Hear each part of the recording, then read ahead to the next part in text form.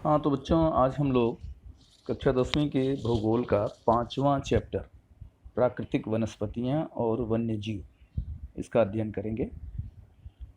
जैसा कि इस पेज में सबसे शुरू में ब्राज़ील के कुछ जीव जंतुओं और वनस्पतियों का चित्र दिया हुआ है। इस चित्र में दर्शाई गई वनस्पतियों के नाम आपको बताना है और ये भी बताना है कि ये वनस्पतियाँ या ये पक्षी या ये पशु कभी आपने देखा है कहीं, तो इनके बारे में थोड़ी सी जानकारी हम ले लेते हैं।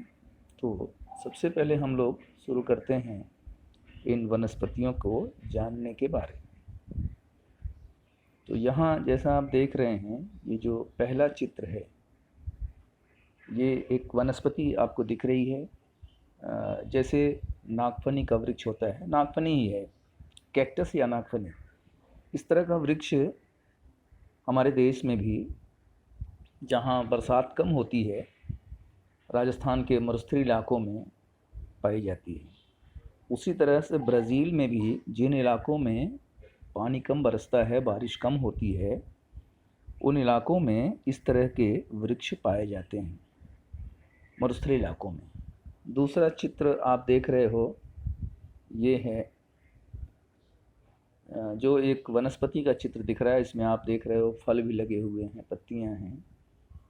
ये दरअसल जैसे भारत में काली मिर्च होती है, उसी तरह से ब्राज़ील में भी मिर्च का पौधा है, उसको ब्राज़ीलियन पेपर ट्री कहते हैं। ब्राज़ील के इलाके में ये चीज़ें मिलती हैं। इसके बाद फिर यहाँ आप देख रहे हो, ये जो चित्र है, एक मिनट है,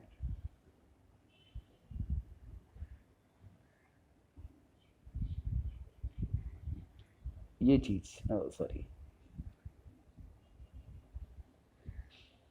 ये वाला जो फिगर है, ये भी एक प्रकार की वनस्पति है। इसको साल ट्री या टीक ट्री कहते हैं, साल का वृक्ष।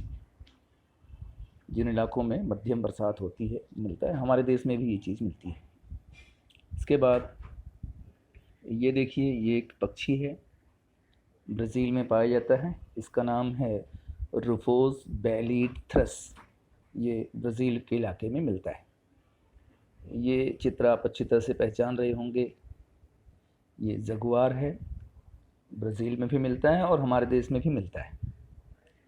और ये आप देख रहे हो, इसको तो ज़रूर पहचान रहे होंगे, स्नेक है, लेकिन ये ख़ास टाइप का स्नेक है जो दलदली इलाके में मिलता है, ब्राज़ील के अनाकोंडा। तो ये कुछ वनस्पतियाँ हुई। इनमें से कुछ को आपने प्रत्यक्ष देखा होगा शायद, और ढेर सारे चित्रों को आपने चैनलों पर देखा होगा, जैसे डिस्कवरी चैनल है, नेशनल ज्योग्राफिक चैनल है, उसमें आपको ये चीज़ें दिखाई पड़ी होंगी। तो ये थोड़ा सा परिचय हमने दिया वन्य जीवों का और वनस्पतियों का। अब आगे चर्चा करते हैं कि ये वनस्पतियाँ या ये जीव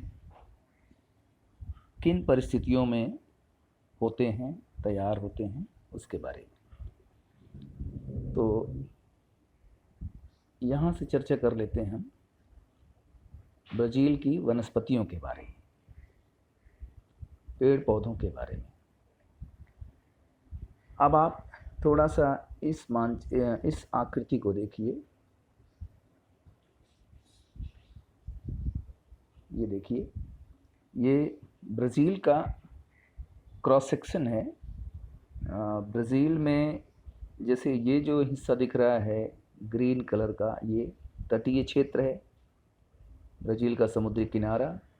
आपने पढ़ा होता है समुद्री किनारे के ठीक बाद ऊंचा भूप्रदेश दिखता है, जिसको हमने ब्राज़ील में अध्ययन करते समय पढ़ा हुआ है, ब्राज़ीलियन हाईलैंड जिसको कहते हैं।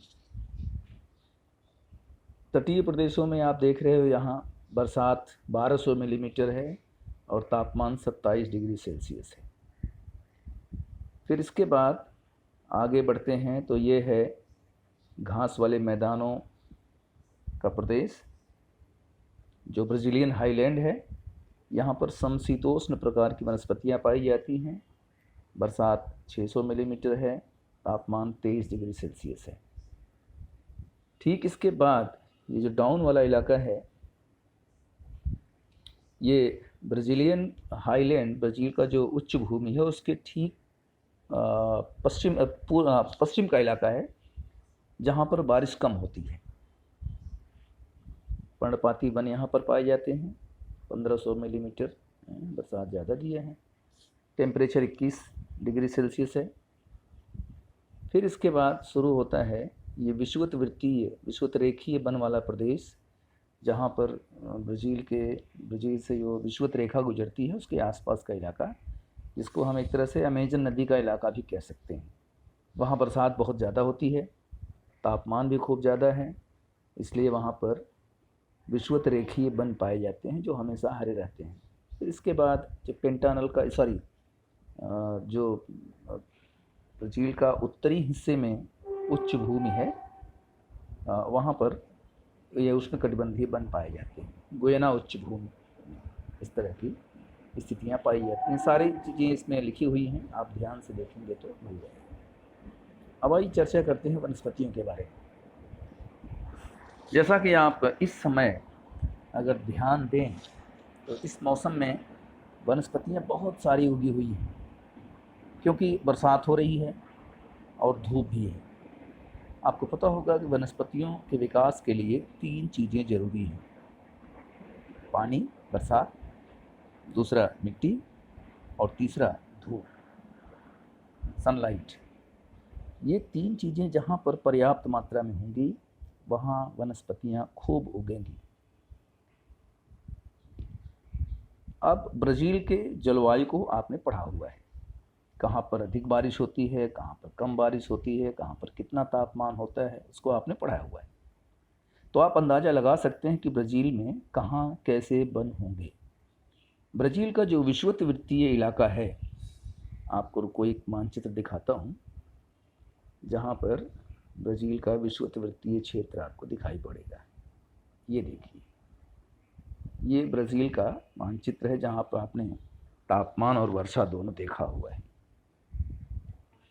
तो यहाँ इस मानचित्र में आप देखेंगे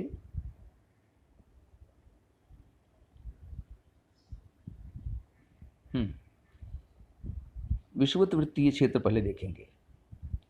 तो ये यहाँ से विषुववृत्तीय क्षेत्र गुजरता है, ये विषुववृत्त लगभग यहाँ से गुजरता है। तो विषुववृत्त के आसपास, यानी उत्तर में भी और थोड़ा दक्षिण में भी, इस इलाके में बहुत ज़्यादा बारिश होती है, प्रतिदिन बारिश होती है और खूब तापमान भी खूब रहता है। करीब 28 डिग्री सेल्सियस के आसपास तापमान यहाँ पर रहता है।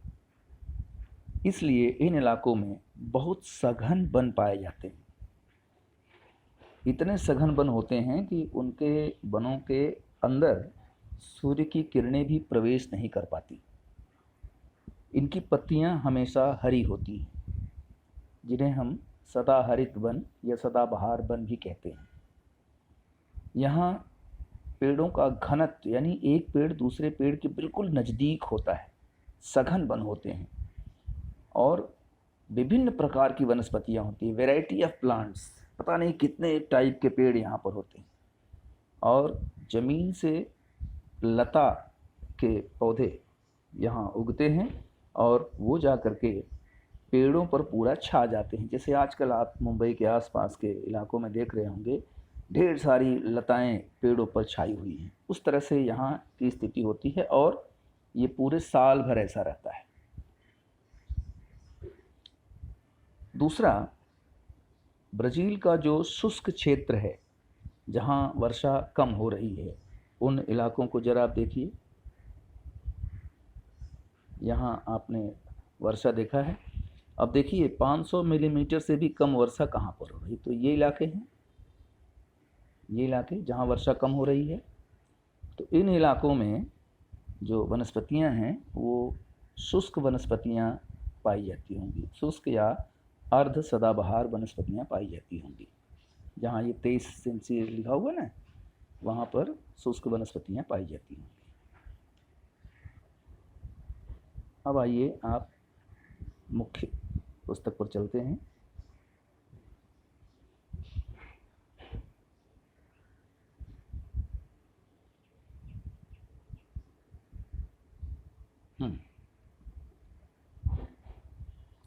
जहाँ वर्षा ज़्यादा होगी वहाँ सदाहरित वन पाए जाएंगे। जहाँ वर्षा सीमित होगी, कम वर्षा होगी, वहाँ पेड़ कम होंगे,